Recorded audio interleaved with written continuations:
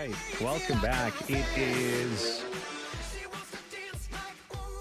Welcome back. It is 106. Thanks so much for being along on 570 News. We're going to change things up a little bit. We're going to do the Tuesday Tech Spotlight now. And coming up at 1:35, we'll hear from Barry Kay. He is a political scientist at Wilfrid Laurier University. He specializes in American politics. Of course, it is election day south of the border. And we've been kind of having some fun with our listeners today, taking votes for if you did have a vote, who would you vote for south of the border? And just to give you a quick update on that, 25-19 right now for Hillary Clinton. So there you go. That's where we stand. So get your votes in. Oh, wait, Maddie had another vote for Donald Trump. He just told me that. So 25-20. Okay. All right. So let's do the Tuesday Tech Spotlight now. And joining me in studio right now is Heather McNeil, who is a doctoral student and research assistant, the student part at the University of Waterloo, the researcher part at Wilfrid Laurier University. So I guess it's good that they're on the same street because you just go between the two, right? Yeah, it works out pretty well. Well, thanks for being in studio.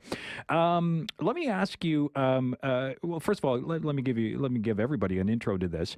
What we're going to be talking about essentially is the way that technology is playing a role in the lives of older adults, which is a fascinating conversation, I think, because I think we've all had an experience with someone in our lives who, may be older, who needs some pointers and so on and so forth. So I think it's going to be an interesting conversation. But on November 9th, which is tomorrow, two groups of researchers from the Age Well Nation Center of Excellence, partnering with Communitech, hosting an event, and it's bringing older adults, their caregivers, other people together. So tell me about that. Yeah, and thanks so much for having us in studio today. I'm really excited to share with you and the listening world a little bit more about what we're doing. So basically, we're from the Age Well Center of Excellence grant, which funds this work. And what we're really trying to do is to bring together older adults, their caregivers, other stakeholders who work with those groups of people, with tech developers, innovators, researchers, to learn from each other about how to innovate for health and aging. Mm-hmm. So, all right. And so that is the goal of tomorrow. But also, obviously, this isn't something that you want to be a one-day event. This is something that you want to carry on and to become a conversation, really, right? Yeah, so if I can just take a moment, I'd love to tell you a little bit about the different projects that are coming together, and how this kind of all links up and how we see this moving forward. Perfect. So I'll just go ahead and do that. So first of all, I'll tell you about Dr. Arlene Astel, who is from Ontario Shores. And we're partnering with her because she has expertise in the methodologies that we're going to use tomorrow. So she's coming over up to the KW. She's run a few smaller workshops of this sort in the UK and in the GTA. But she's come up to help us to build some trust between the stakeholders that are going to be there tomorrow, to use some methods that she knows works to get some conversations going between these stakeholder groups. And she's going to take this data and learn from it and publish it so that other people can hopefully learn from tomorrow. Right. My supervisor, so you mentioned I was at both Waterloo University and Laurier. So my supervisor over at University of Waterloo, Dr. Paul Stoley, is actually the person who leads the project that we're funded through, which is the Work Package 7, if you want to go and Google it on the internet under AgeWell. And what he is trying to do is basically understand the policy and regulatory frameworks for these aging innovations. Currently, a lot of the technology that's being developed within our AgeWell network and across Canada to support aging and health is in this gray space of regulation. So he's doing some really important work with the team over there to understand how to improve that. What do you mean gray space? Well, I mean, in Canada, we have some really great regulatory bodies that help us to make sure that the technologies for drugs and medical devices are going through a proper accord so that it's safe for patients and all of Canada. But the innovations that we're working on, for example, an app or a wearable device that has very important implications for improving quality of life, we think, for older adults moving forward. There's not really a regulatory process or any sort of way for innovators to understand how to get their idea to the market. So they might have this great idea and they might have industry partners that are working with them, but when they want to get it out to affect the people that matter the most, there's lots of challenges that they come up with. Right. So that's what Dr. Stoley and his team are working on specifically to try to resolve. Right. And this all kind of falls within the third project that's coming together, which is run by my supervisor over at Wilfrid Laurier University, Josephine McMurray. And that's called the DRIVE project, which is Developing Regional Innovation Health Ecosystems. And what we're doing is, as you said, we hope that tomorrow will be a start of momentum to kind of learn more about what's happening in the KW region around innovation for health and aging, and to build up this, we use the word ecosystem. Some people think about it as a community, a hub. There's lots of different language for it. And so we're trying to build out a model for how people understand that, and we are working to do that. What, let me back up a little bit. What made you interested in this field? From the beginning? Yeah. Well, I mean, it seems, if I can be completely honest with you, it just seems like a field that, and this may be horrible to say, but one that might be looked over a little bit, So what personally made you kind of interested in this? Yeah, I guess going way back, I've always had a really close relationship with my grandparents. Shout out to Nana, who I think is listening today. Oh, really? Okay, there you go. And so from a very early age, I just always had an interest in the experiences of older adults, the wisdom that we can gain, and the value of intergenerational relationships.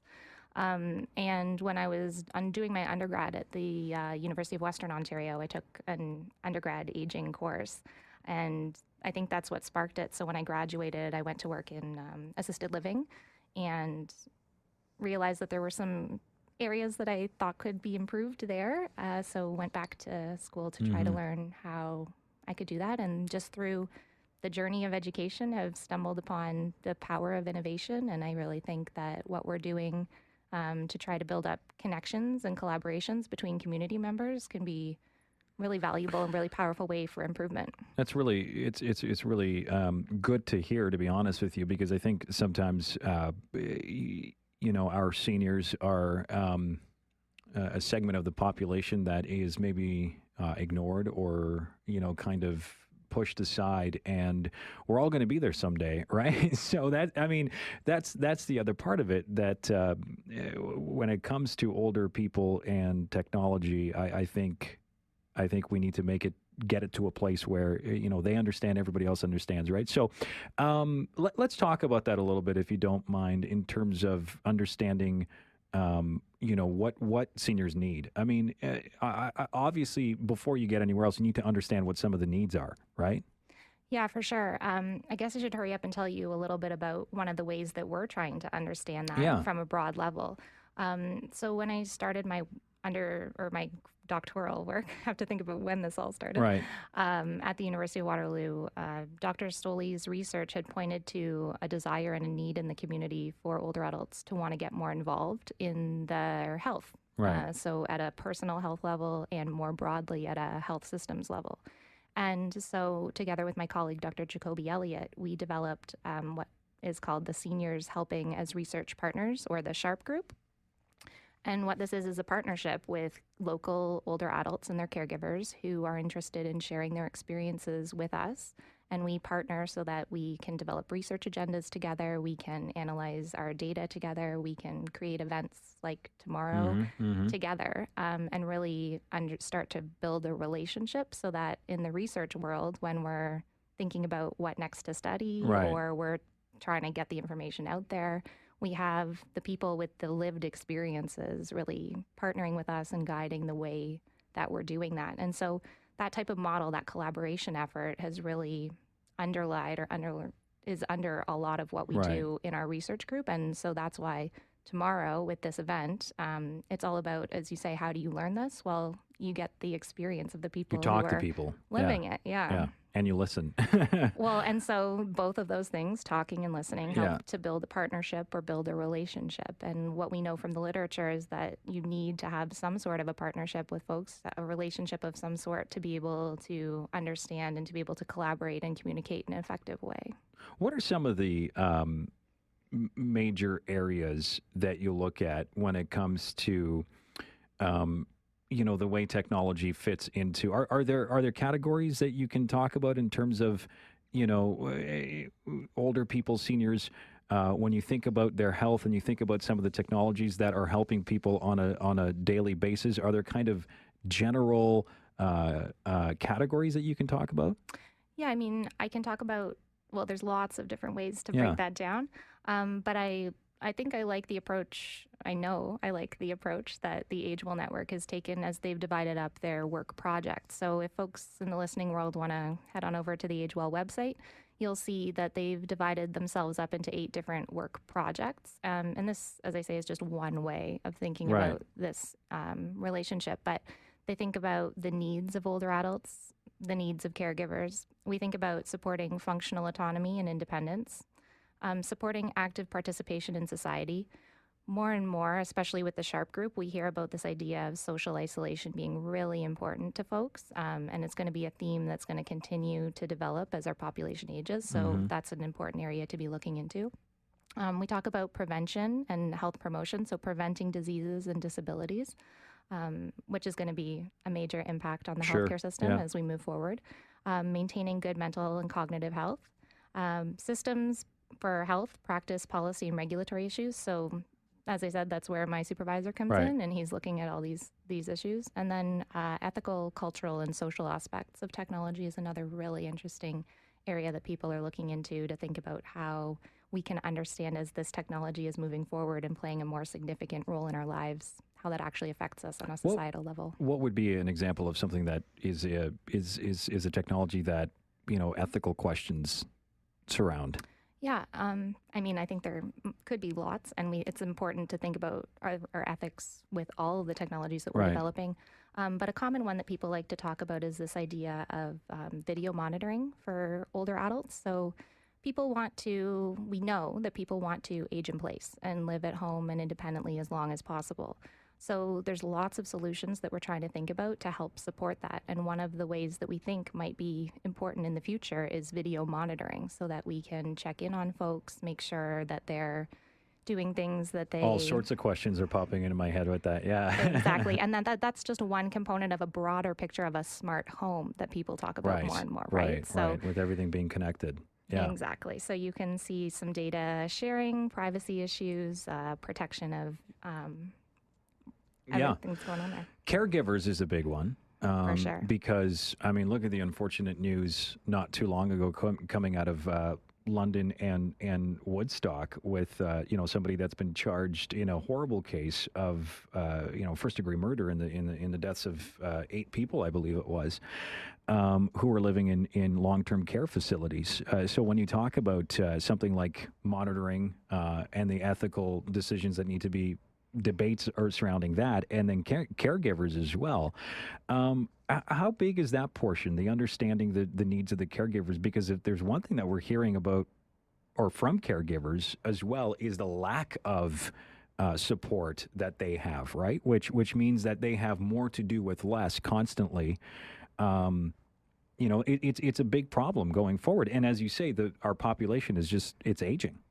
Exactly. I mean, in our lab group, and I think in Age Well in general, it's kind of this hand in glove. You can't talk about older adults without talking about the caregiver.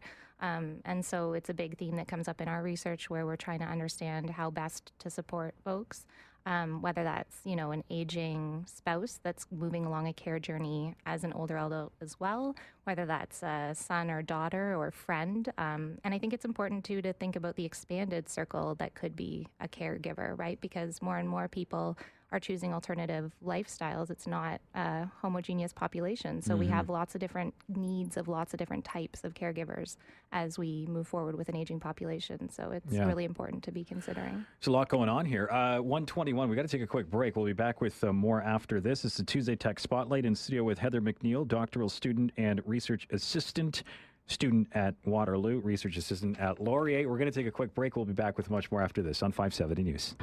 All right, welcome back. It is 1:24. We are joined in studio by Heather McNeil, who is a doctoral student and research assistant student at the University of Waterloo, a research assistant at Wilfrid Laurier University. We have been talking about Age Well, and something that's happening tomorrow, November 9th. It's happening at Communitech, and I want to give you an opportunity to talk a little bit more about that, because I just learned during the break that it is an event that is sold out, which is great. Right, because there's a lot of interest in it. But what about for people that want to follow along or know exactly what's happening, who can't come, obviously, because it's sold out? Yeah, so thanks so much. Yeah, we have been overwhelmed by the response in the community. I think I was sharing with you over the break that we had to go back to the drawing board and figure out how we could get space for more folks. So that's been really exciting.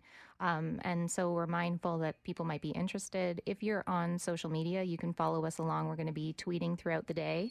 You can follow us specifically at agewell_drive. That's the research project I was talking about earlier. And the hashtag for the day is EngAGETechKW with the age capitalized. With the age part capitalized, yeah. Focus on that. And I just wanted to say a quick word of thanks to our Communitech partner, actually, because they've been incredible to work with. And oftentimes when you think about events that might involve older adults, there's certain spaces where those events might take place. Like a long-term care facility or a nursing home or something like that, right? That might be what typically comes to mind. And here you are coming to Communitech, which is a really cool place. Yeah, I mean, I think it's pretty cool. And the people that are there always make me feel older than I am. Well, because you see a lot of these 18 and 19-year-olds running around, trying to save the world, and a lot of them are doing a great job at it. So, exactly. So we really see this as a great opportunity. They've opened their doors to a different population that isn't always hanging out there, and they're going to be giving our people who are visiting tours during the lunchtime hour, and they're actually creating a selfie booth for us. So we're going to be playing around, having some fun with the tech, because it doesn't have to all be very serious. We're hoping this can be a fun event for folks. Right. So. Yeah, absolutely. And the website, by the way, is agewell-nce.ca. That's agewell-nce.ca. A lot of great info up there, as I'm just on the website right now, so be sure to check that out. But, it's interesting. I was just thinking about this as you were talking. I mean, I don't know if there's going to be a bigger field than this in the near future. I mean, with the population aging, with boomers retiring, this is something that's going to be a huge area of research, a huge area of conversation going forward. Yeah, I mean, the potential is massive and it's exciting, right? This is an area when we talk about innovation, it's extremely optimistic. There's a lot we have to consider, as we were talking about before the break. But the potential is just incredible. And I mean, the amount of people that I interact with on a daily basis in the Age Well network, at the University of Waterloo, at Wilfrid Laurier, the older adults that are getting involved with this, there's just so much potential. And what I've been excited about with my dissertation is that I've been trying to learn how better to engage older adults in these innovation communities, so that they can help to build these innovations for themselves. Are they open to it? Yeah, well, that's what's been really cool. Right from the beginning, I engaged members of the Sharp group, and of course they were on board. But thinking more broadly to the outer community, I went to long-term care, I went to different members that are living in different circumstances in the community, and yes, people want to get involved. But early on, I found that maybe they didn't know how, or there might not be as many opportunities as people would like, both on the older adult and caregiver side and on the researcher and industry side. We don't necessarily know how to bring these worlds together in a meaningful way. So we're going to evaluate what happens tomorrow. We're going to ask people what they liked, what they didn't like, see if this is a starting point, and build on this. Well, listen, it's been a pleasure speaking with you this afternoon. Thanks so much for taking the time and coming in studio and sharing all that information with us. There's a lot there to try to digest, which is what you do, and you do it very well. So thank you very much for doing this. And once again, let me throw out the website, agewell-nce.ca.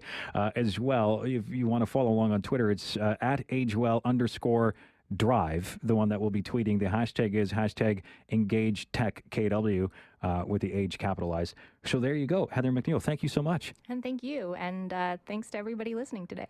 All right. When we come back, we're going to take a quick break.